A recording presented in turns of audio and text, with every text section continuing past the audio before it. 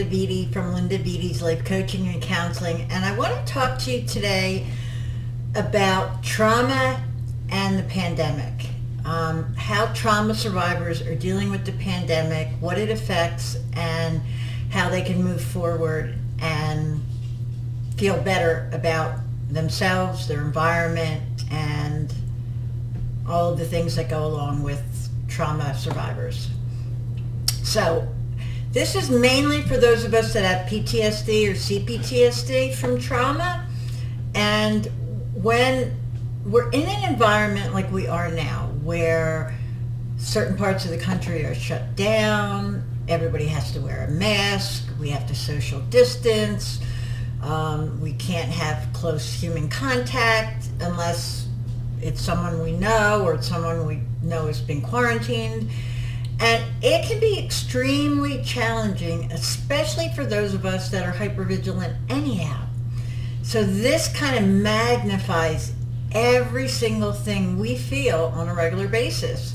And what's interesting to me is that a lot of people that have not suffered trauma still have some of the symptomology of anxiety, fear, some depression, all from the social interactions or lack of social interactions. So I want to help the people that really suffer with this on a regular basis handle this overload, so to speak. Now, anxiety is a big one because a lot of us that have CPTSD or PTSD have heightened nervous systems.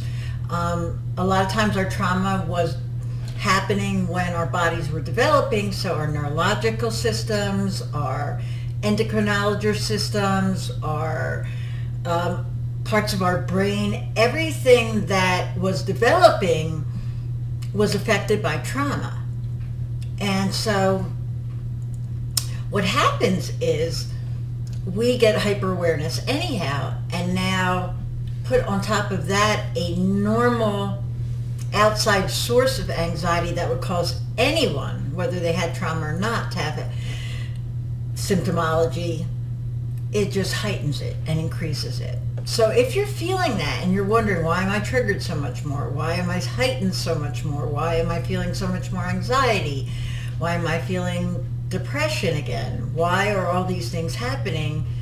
It's because of social isolation, lack of social interaction, not being able to do things that we normally do, fear of catching the virus, fear of meeting up with someone who may be infected with the virus, fear of making decisions about where to go, what to do, who to see. All of those things can cause anxiety. And so when we have what we have normally and throw that on top of it, we are going to be extremely heightened and extremely nervous. And that's absolutely normal. I want you to understand that. But there are things you can do to combat this. There really are. And the first thing, and everybody's probably sick of me hearing say this, but you've got to be doing self-care. You've got to be tuned into what you're feeling and what's going on in your body and how the anxiety is. Are you having panic attacks?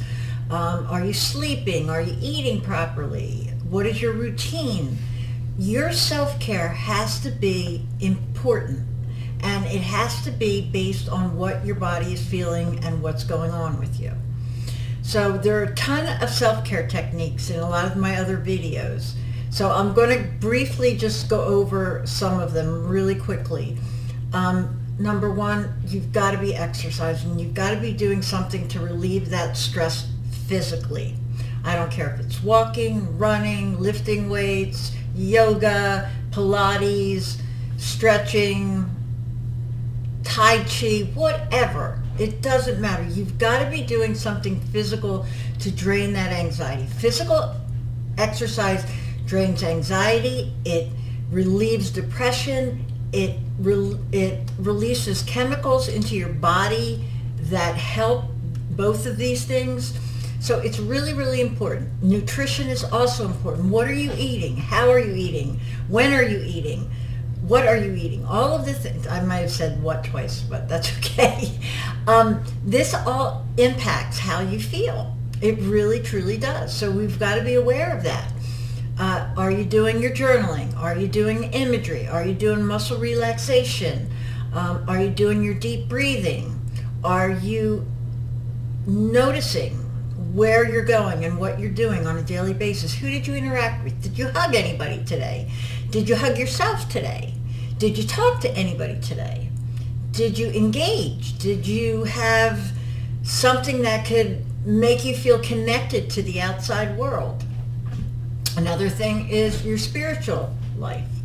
Have something that you're grounded in, whether it's God, whether it's whatever it is for you. I'm not going to go into all that in this video, but you need to be spiritually grounded so you know that someone has your back and you know that there's something bigger than yourself out there that is in control. So lots of self-care techniques you can be doing. I also want you to notice your fear level and what are you afraid of? Are you afraid of catching the virus? Are you afraid of being around people who may have it? Are you afraid of being out in public now with anyone? How is that fear heightened? Because a lot of people are suffering with things like being afraid to go outside, being afraid to go to the store, being afraid to engage at all. And that can start being detrimental in a way that overrides even the fear of catching the virus. So it's a big concern for me with a lot of people right now. A lot of people are feeling a lot of things that they don't normally feel. So you've got to be super hyper aware of all of this. And I want you touching base with people that are like-minded, like other trauma survivors. We have a great group therapy for trauma survivors of any type. And we do it online. It's safe. I screen everybody that's in there, so you know everybody's been checked out to some degree. And we monitor it. It's monitored by a licensed counselor, and people really support one another. So think about checking that out as well. Other things you can do during the pandemic is get creative. There are so many things popping up, people selling stuff online, people creating stuff and selling it online, people doing blogs, people doing storylines, people doing all kinds of creative things as an outlet to the anxiety, the fear, the depression.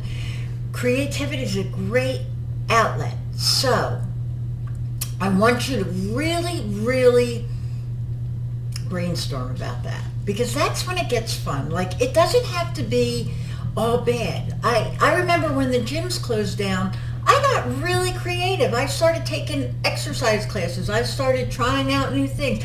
I started doing things I would have never normally done if the gym was open. So I got extremely creative. I started the group therapy because I knew people were isolated and not connecting. I got creative. What can you get creative about? Start getting excited about your life. Pandemic or not, start getting excited about your life. If you have any other questions or any other concerns that I didn't cover about the pandemic in this video, please contact me. Leave a comment below. Find me on Facebook, Instagram, and message me. I will get back to you. We want to all stay safe, but we want to all stay sane, and we want to all stay mentally healthy. So we have to be able to take care of ourselves physically, spiritually, and mentally, emotionally.